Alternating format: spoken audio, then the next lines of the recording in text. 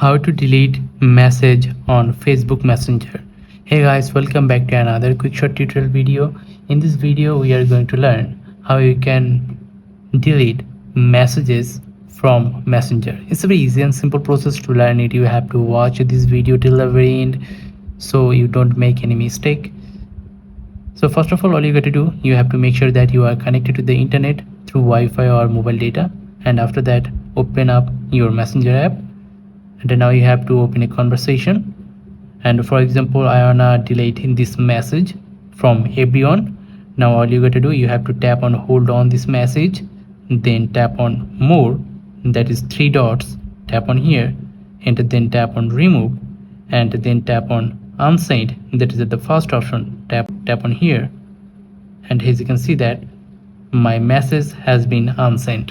So following this simple process, you can delete any message on Messenger. I hope you understand the full process. If you think this video is useful, then don't forget to like this video and subscribe to the channel. I'll catch you in the next video. Till then, take care. Goodbye.